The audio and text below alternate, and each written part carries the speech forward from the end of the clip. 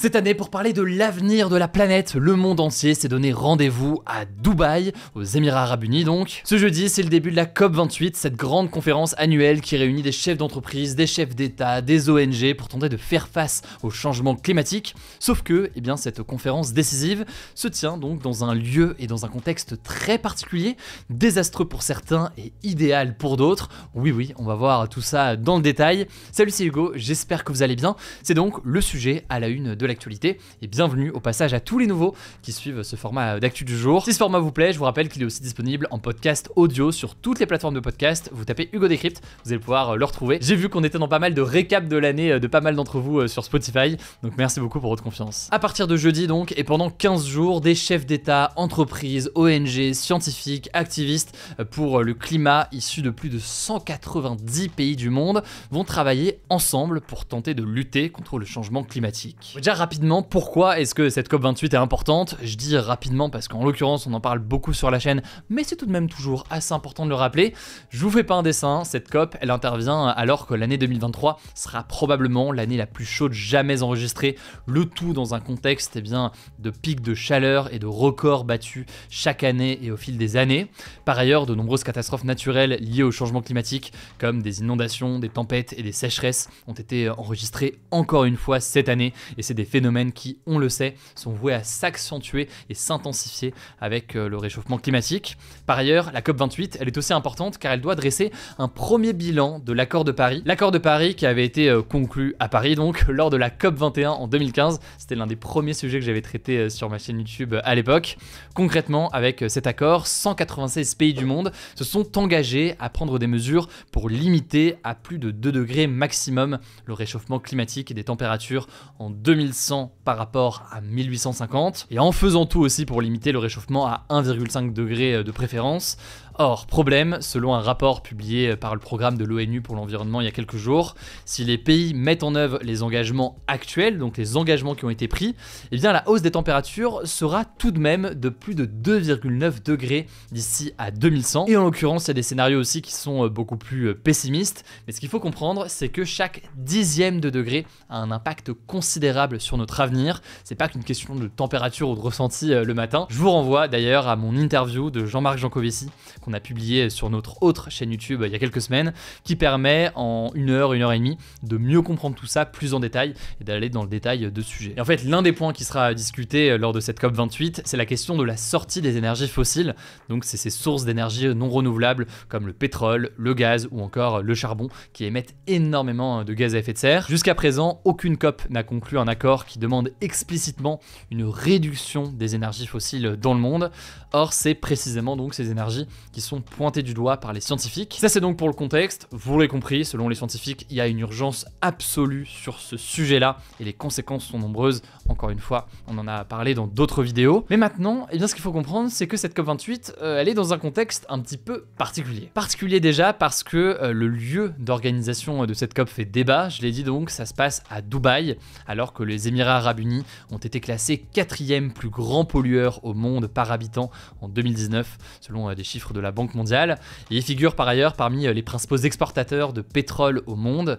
Le pays contrôle en fait environ 6% des réserves de pétrole mondiales. Deuxième défi, deuxième particularité, le président de cette COP cette année, c'est Sultan Al Jaber, qui est à la fois ministre des Émirats Arabes Unis, il est aussi dirigeant d'une entreprise d'énergie renouvelable qui s'appelle Masdar, mais il est aussi dirigeant d'une autre entreprise qui est ADNOC, qui est la première compagnie pétrolière et gazière du pays. Et c'est donc une présidence de la COP qui est pas mal critiquée.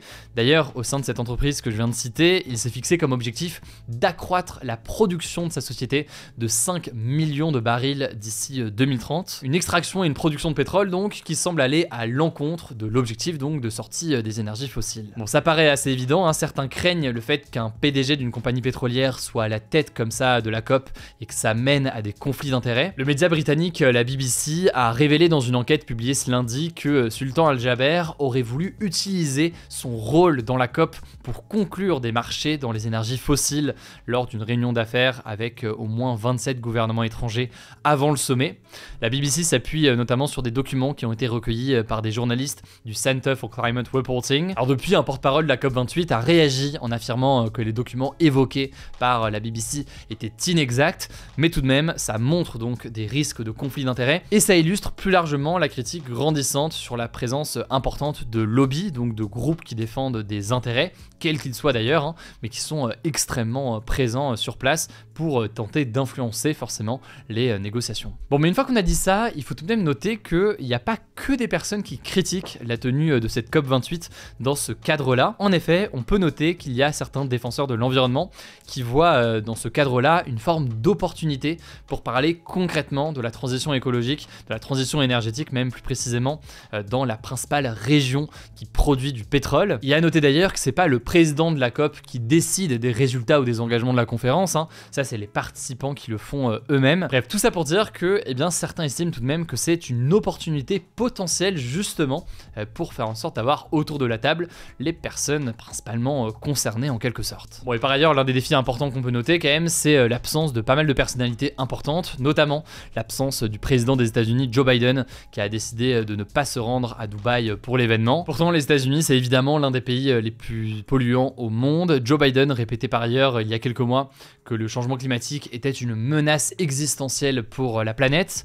Alors aucune raison officielle n'a été donnée pour expliquer son absence, ce serait dû au contexte international avec notamment le conflit au Proche-Orient, mais pour autant c'est une décision qui a été critiquée y compris d'un point de vue symbolique, sachant qu'il faut quand même noter que il y a quand même une délégation américaine qui sera présente sur place avec donc une partie du gouvernement américain et John Kerry notamment, l'émissaire américain pour le climat, qui sera présent. Bon, et par ailleurs, pour être parfaitement juste, il n'y a pas que côté américain qu'il n'y a pas de présence, même chose du côté chinois par exemple, le chef d'État Xi Jinping ne sera pas présent, mais là aussi c'est une délégation qui va être sur place. Côté français en tout cas, a priori Emmanuel Macron devrait être présent sur place, et au-delà de la question des présences ou non de telle ou telle personne, ou de la tenue de la COP à tel ou tel endroit, vous l'aurez compris, l'enjeu donc c'est de savoir ce qu'il en ressort. On verra donc ce qu'il en est, on va suivre tout ça dans les prochains jours. Je vous remets en tout cas mon interview de Jean-Marc Jancovici en description, ou alors vous tapez Hugo Décrypte Jancovici, c'est sur notre chaîne YouTube grand format, vous allez pouvoir la retrouver.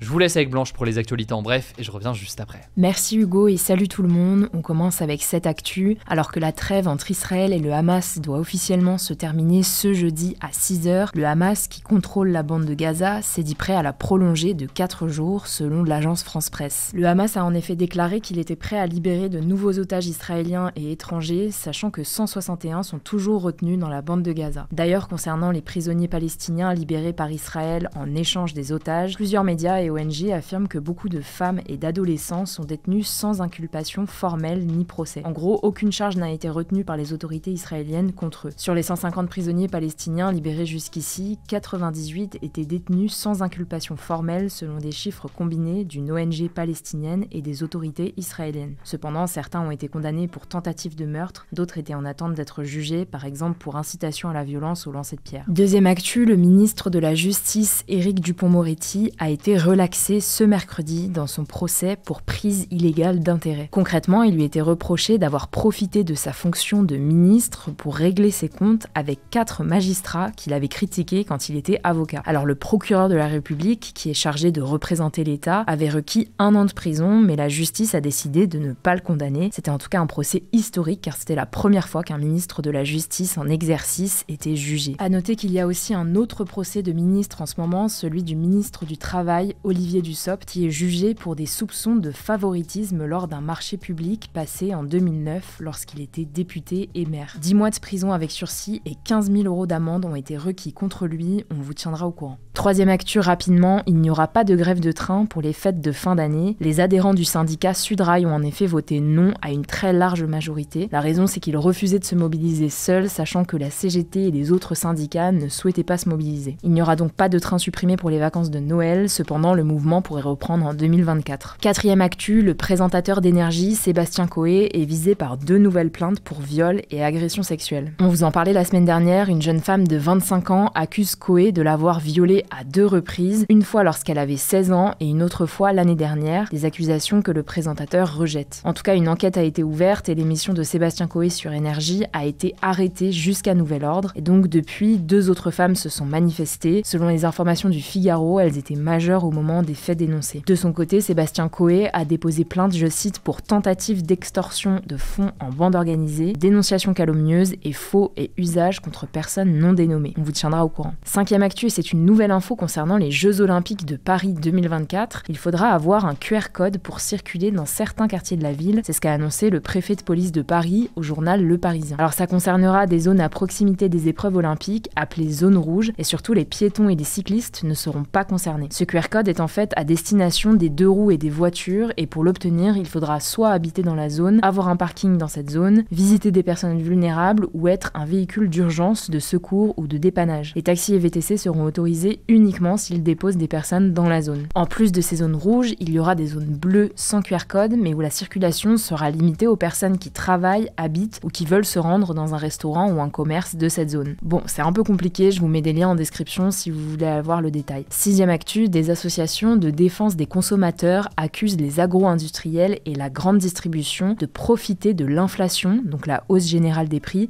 pour se faire des marges excessives sur leurs produits. Il faut savoir que les prix de l'alimentaire ont augmenté de plus de 20% en 2 ans. Résultat, il y a une augmentation de la précarité alimentaire et au moins une personne sur 3 affirme sauter un repas par manque d'argent, selon l'ONG Foodwatch. Ces associations ont donc décidé d'interpeller Emmanuel Macron dans une lettre ouverte pour qu'il mette fin à ces pratiques abusives. Concrètement, les 4 associations demandent aux autorités de rendre obligatoire une transparence immédiate sur les marges nettes que se font les industriels sur chaque produit. On verra ce qu'il en est. 7e actu, une secte internationale de yoga a été démantelée ce mardi en France et son gourou, un Roumain de 71 ans, ainsi que 40 personnes ont été arrêtées. Alors de quoi on parle exactement ? Eh bien il s'agit plus précisément de la fédération Atman, présente dans une trentaine de pays, majoritairement européens, qui est une organisation internationale de yoga tantrique, qui est donc une forme de yoga. Le gourou de cette organisation, Grégorian Bivolaru, est soupçonné d'abus de faiblesse, de viol, de traite d'êtres humains et de séquestration en bande organisée. Concrètement, la police le soupçonne d'avoir manipulé les femmes de son organisation, leur promettant une élévation spirituelle